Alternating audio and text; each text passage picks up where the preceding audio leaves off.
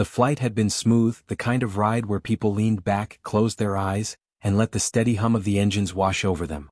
A few passengers flipped through worn magazines, others scrolled on their phones, and someone in the back chuckled quietly at a movie playing on their tablet. Then, without warning, the pilot slumped forward onto the controls. The nose of the plane dipped sharply, the cabin shuddered, and alarms screamed from the cockpit. Overhead bins popped open and a couple of bags tumbled into the aisle. Malik Carter, 17 years old and dressed in a hoodie and sneakers, felt the jolt punch through his seatbelt.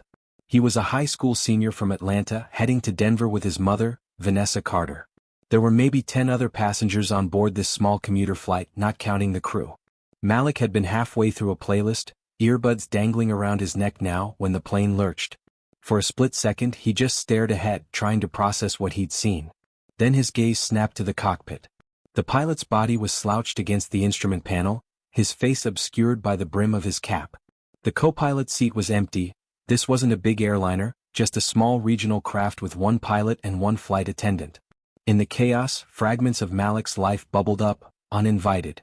The time he'd been followed around a convenience store by a security guard because he looked suspicious.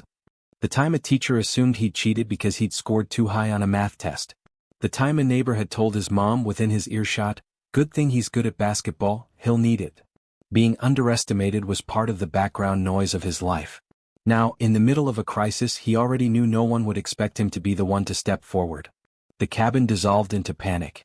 Someone screamed.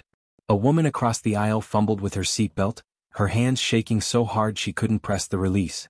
Another passenger shouted to call for help, as if a cell phone could patch them through to a miracle. The overhead lights flickered with the vibration, making the scene feel like a nightmare stuttered in frames. Vanessa sat rigid beside him, her hands gripping the armrests until her knuckles turned white. Her eyes were wide, fixed on nothing, her breath coming in shallow bursts. She didn't react when Malik touched her arm.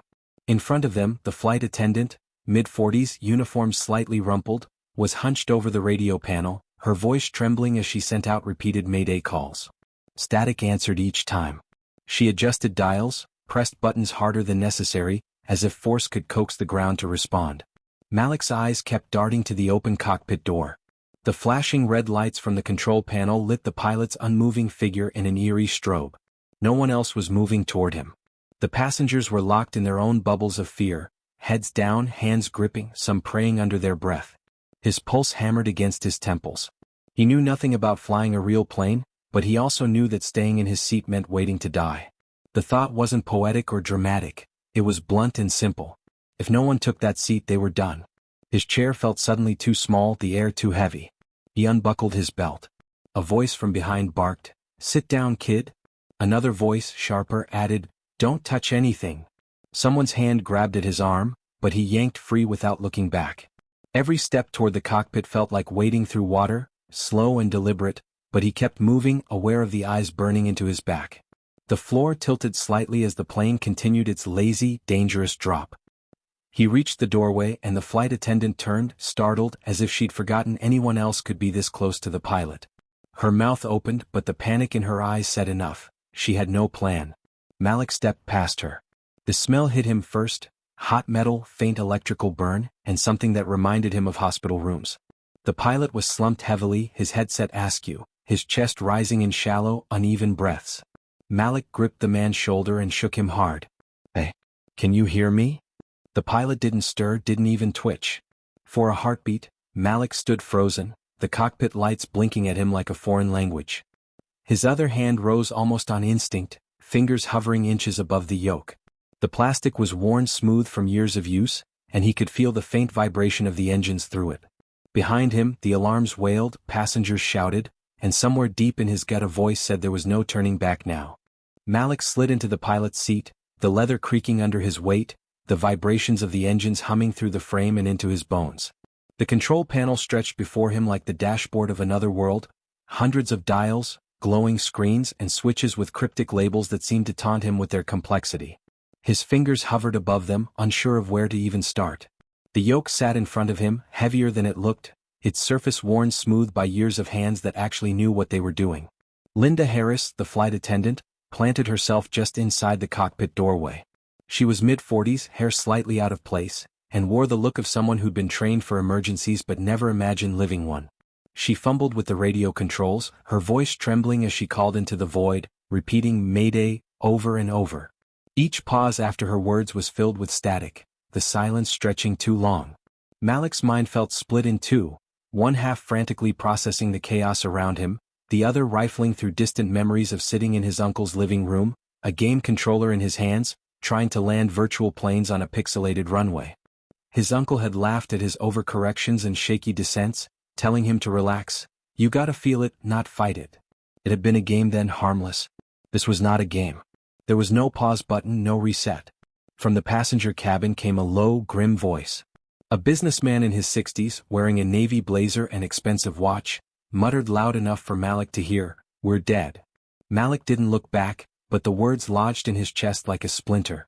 That same voice, the kind that had doubted him his whole life, now stood behind him in flesh and blood. Then, finally, a crackle in the headset. A male voice, calm but clipped, came through. "This is Denver Center, go ahead." Malik pressed the transmit button, trying to force steadiness into his tone. He explained that the pilot was unconscious, that the co-pilot seat was empty, and that he was at the controls. He avoided mentioning that he was 17, avoided the part where he'd never flown a real plane before. He could hear his own voice wavering and he clenched his jaw to stop it. The voice on the other end said they were transferring him to a senior controller. After a brief pause, another voice took over, deeper, rougher, with the scratchy edge of someone who'd spent decades breathing in jet fuel and coffee.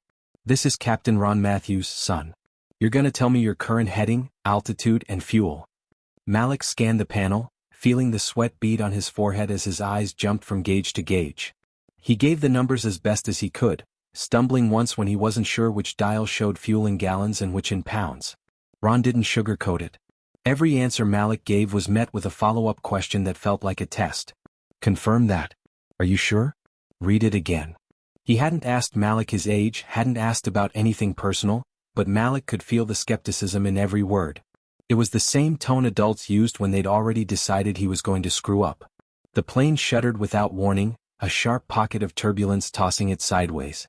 The yoke jerked under Malik's grip, his arms instinctively pulling it back to level. The cabin behind him erupted in startled gasps and muffled cries. Linda gripped the frame of the cockpit door, bracing herself, her knuckles white. Ron's voice came through the headset, calm but firm. "Hold her steady. Eyes on the horizon. Don't overcorrect."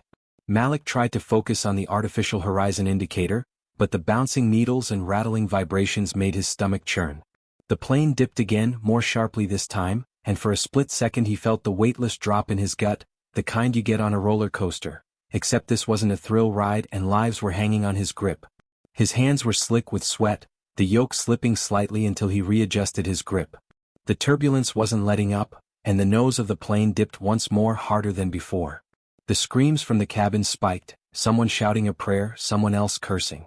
Malik fought the instinct to yank the yoke back too fast, his heart pounding so hard he could hear it over the alarms. The aircraft wavered, then steadied just enough for him to breathe, but barely. Malik's grip on the yoke was so tight his knuckles had gone bone white, tendons standing out against the slick sheen of sweat coating his hands. Every vibration of the aircraft traveled straight into his forearms. His back was damp against the seat, the collar of his hoodie clinging to his neck. The plane felt unstable, like a stubborn animal fighting to go its own way, but little by little, he eased it level, the bouncing on the artificial horizon slowing just enough for him to breathe without feeling like his chest might explode. Ron's gravelly voice was back in his ear, firing questions with the precision of someone used to being obeyed instantly. "Fuel?" Malik's eyes darted to the gauges, his mind stumbling over the array of numbers and markings before he called out the reading, unsure if it was in the units Ron expected. "Altitude."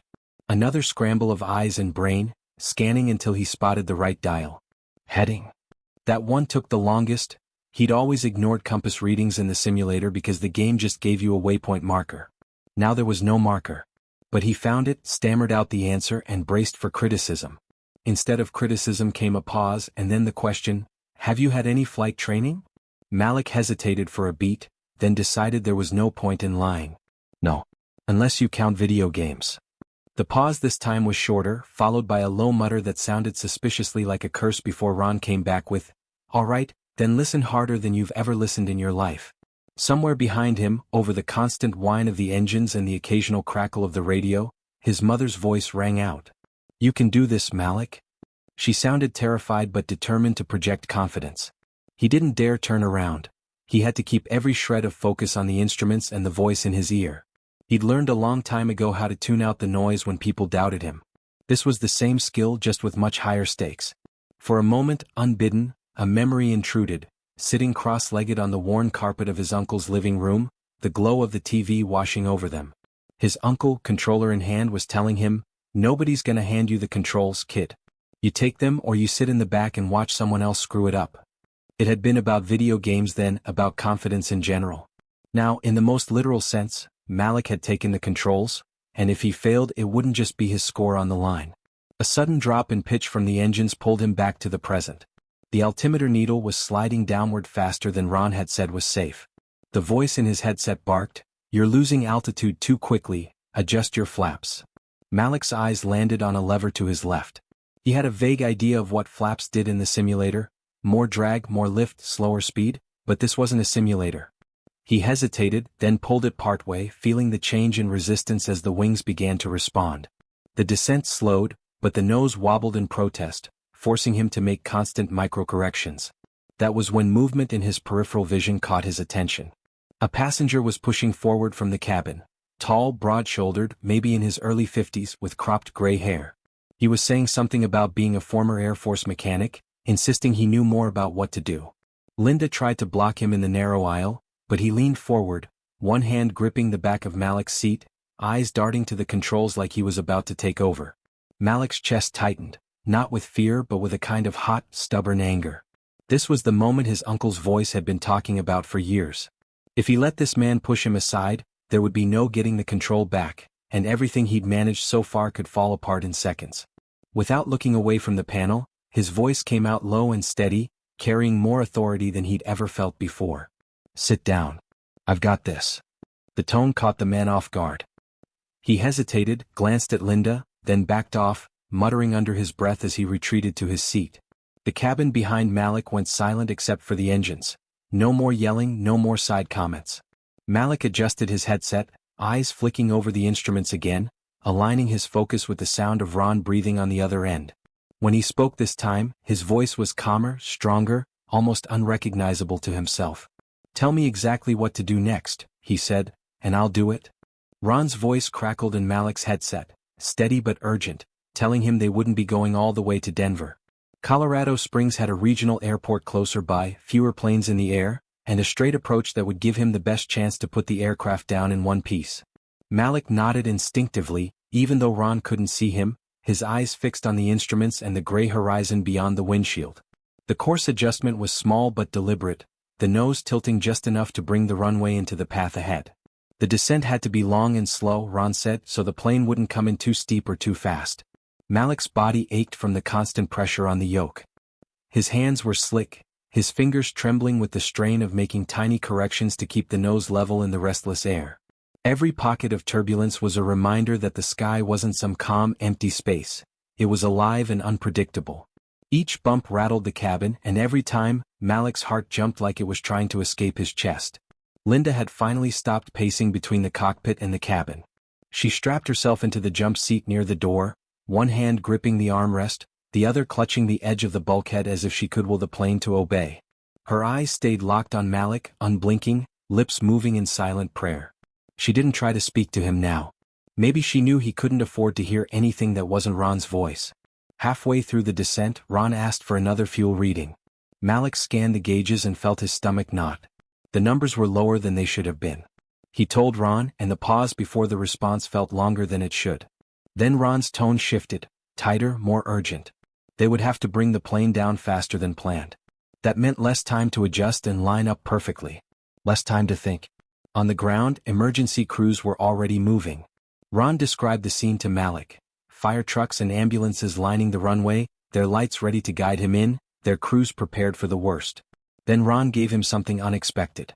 "Think of it like a video game, kid. You've got one target. But here's the thing, no reset button if you screw it up." Malik let out a slow breath, trying to remember every landing he'd ever pulled off in the simulator, Every moment he'd fought the urge to panic and overcorrect. Through the cockpit glass, the first faint dots of the runway lights began to appear against the darkening sky. As they grew larger, the cabin behind him seemed to fall into total silence. Passengers gripped the hands of strangers, heads bowed or eyes closed. Even the man who doubted him earlier stayed quiet. Malik kept the plane aligned, adjusting to every tiny shift in the wind, his whole body tuned to the yoke like it was an extension of himself. The moment the landing gear touched the tarmac, it wasn't graceful. The tires hit hard and the plane bounced back into the air for a heart-stopping second. Malik's instincts screamed at him to yank the controls, but Ron's earlier warnings echoed in his head, no sudden moves. He forced himself to keep steady hands, guiding the aircraft back down. The second contact was better, the tires gripping the runway, though the nose threatened to pull to the right. Malik fought it, holding the yoke firm, feeling the vibration of the wheels on the pavement. The speed bled off slowly, the wind noise fading in his ears. The emergency vehicles rushed alongside, their lights casting red and blue flashes over the cockpit. The brakes finally took full hold, and the plane shuddered to a complete stop. Only then did Malik realize how badly his hands were shaking. They hovered over the controls, trembling uncontrollably, his breathing ragged and uneven. The roar of the engines quieted to a low hum, replaced by the muffled sound of people in the cabin letting out the breaths they'd been holding. For the first time since the pilot collapsed, Malik let himself believe they might actually be safe. The moment the wheels stopped rolling, the emergency crews were already in motion. Red and blue lights flickered against the cockpit windows as firefighters and paramedics swarmed toward the plane. Malik sat frozen for a few seconds, his hands still on the yoke, the vibrations of the engines buzzing faintly under his palms. The cockpit door swung open and the medics rushed past him, unclipping the pilot's harness with quick, practiced movements. They lifted him onto a stretcher, a portable monitor already strapped to his chest. One of them called out over the commotion that it was a heart attack. Malik caught a glimpse of the man's pale face before they carried him down the steps and into the waiting ambulance. The cabin erupted into a strange mix of relief and disbelief. Passengers stood awkwardly in the aisle, some clapping, others murmuring thanks as they filed toward the exit. A woman with tear-streaked cheeks reached out to squeeze Malik's shoulder, her lips trembling as she whispered that he'd saved her life. Another man gave him a quick, firm nod, the kind you give when words aren't enough. Malik accepted their gratitude silently, not quite sure what to do with it. The businessman in the navy blazer, the one who had muttered "we're dead" earlier, hung back until most of the passengers had gone. He stepped into the cockpit, his expression difficult to read. "I'll be honest," he said finally. "I never thought a kid could pull this off." Malik met his gaze without flinching and replied quietly, "Maybe stop deciding what people can do before you know them." The man's jaw tightened, but he said nothing more, turning to leave. Linda appeared in the doorway again, this time holding a tablet. "There's someone who wants to talk to you," she said. Malik took it, and Captain Ron Matthews' face filled the screen, weathered skin, silver hair, and the kind of eyes that had seen every kind of day in the air. For a few seconds Ron just looked at him, saying nothing, and Malik wondered if he was about to get some final checklist of things he'd messed up. But then Ron's mouth curved into a small, approving smile and he nodded once. "Hell of a job, son." Malik felt the words land deeper than any applause from the passengers. By the time they stepped off the plane, the terminal was a storm of flashing cameras and extended microphones. Reporters shouted questions, their voices overlapping. Malik could hear snippets: "Hero teen pilot," "Miracle landing," "No training at all." But the noise felt far away, like it was coming from behind glass. He wasn't sure if he was supposed to smile, wave, or just keep walking. Vanessa stayed close, her hand wrapped around his, guiding him forward like she used to when he was little. Inside the terminal, airport staff tried to shield them from the press, ushering them toward a quieter exit. Malik could still feel the adrenaline shaking in his muscles, his head light from the release of tension. He knew people would talk about this for days, maybe weeks. Some would call him brave, others lucky. But he didn't feel like a hero. He felt like someone who had been handed an impossible task and hadn't had the option to refuse. As they reached the doors leading out to the parking area, Malik slowed, glancing back toward the massive windows that looked out over the runways. The floodlights cast long lines of brightness across the tarmac, illuminating the path where he'd brought the plane in. "They gave me the controls today," he said quietly to his mother, "but they never would have handed them to me unless someone collapsed first." She looked at him for a long moment, understanding more than the words alone. He turned back toward the glass, his gaze lingering on the distant runway lights. They shimmered in the cool night air, steady and unblinking. In that stillness, the noise of the terminal seemed to fade away. Somewhere behind him, people were still talking about the landing, about the miracle, about the kid who'd saved them all. But Malik stood there, thinking about all the faces in life that get overlooked, all the people who could be holding the controls if only someone thought to give them a chance. The lights kept burning and he kept watching, the thought settling in his mind like a weight he'd carry long after the headlines were gone. Dear viewers, thank you for being with us. Subscribe to the channel, like us, and be sure to write in the comments what you think of this story. Don't forget to click on the bell, so you don't miss new interesting stories. See you soon.